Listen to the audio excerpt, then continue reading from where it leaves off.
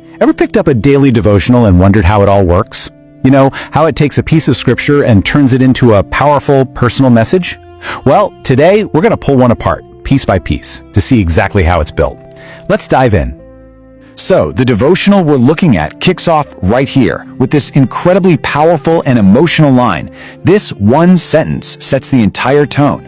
And what's interesting is, this isn't the beginning of the story. It's the end. It's the moment of healing, the big resolution, and it grabs your attention right away. Now, to really understand that quote, we've got to go back to the beginning. We need to look at the foundational story. This is the bedrock for the entire devotional's message. Right away, the devotional grounds us in a story of really long-term suffering. By pointing out that she's been sick for 12 years, that's a long time, it creates this immediate sense of desperation. You can almost feel the weight of her problem. But here's the thing. This isn't just about telling a story. The story is actually a vehicle. The devotional uses this whole narrative to introduce and define a really specific theme, the power of persistence. And they do something really smart here. They take this complicated, emotional story and just boil it down into 4 simple, memorable steps. You go from the problem, to belief, to taking action, and then, boom, the resolution. By framing it this way, the path to a miracle suddenly feels really clear, maybe even repeatable. And this brings us to the devotional's main lesson, what it calls persistent faith. The key takeaway here, the big idea, is that the miracle didn't happen just because of an action. Touching a piece of clothing. No, it happened because of her unwavering mindset. The whole lesson is really about belief, not just behavior. Okay, this is where everything shifts. The devotional makes a really important pivot.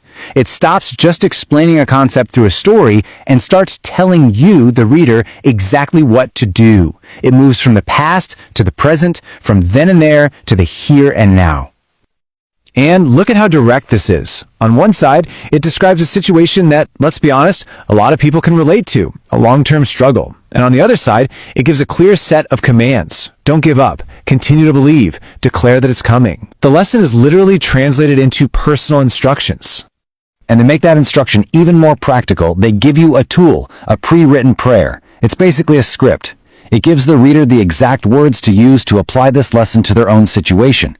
There's no guesswork involved. But the journey doesn't actually end with that personal prayer. In the final section, the devotional's focus shifts one more time. It moves from your own individual spiritual life to your potential role inside a much larger, organized community. So that very personal message gets channeled into a very specific mission. And it's got an ambitious, clear goal right in the name. Operation 500 Million Souls for Christ. That name alone is designed to communicate huge scale, a clear purpose, and strategic action. And to get you involved, they lay out these really clear paths with different levels of commitment. You can be a prayer partner, a volunteer, or a financial supporter. It's actually a pretty clever tiered structure because it creates an entry point for just about anyone, no matter how much time or money they have. Now, this whole mission is built on a massive digital ecosystem. We're not talking about a building on a street corner. We're talking about WhatsApp, Telegram, TikTok, YouTube, you name it. They use all these platforms to create this constantly connected global community. And this global reach is managed with some serious precision. Just look at this prayer schedule. It's not for one little group. It's a coordinated, round-the-clock operation that spans entire continents and time zones. And it's all made possible by the tech we use every day. Alright, so let's zoom out and look at the whole framework we've just uncovered. What we've really walked through is a very deliberate communication strategy. It's designed to guide a reader on a very specific journey. When you break it all down, it's essentially a 3-step funnel. It hooks you with an emotional, relatable story. Then it translates that story's lesson into a personal, actionable instruction. And finally, it channels that personal conviction into joining a structured, global organization. Each step just flows perfectly into the next. So what we've seen is a highly effective way to communicate. This structure takes a 2,000-year-old text and step by step transforms it into a really compelling call to action, an invitation to join a modern, tech-savvy global movement. And that leaves us with one last thing to think about.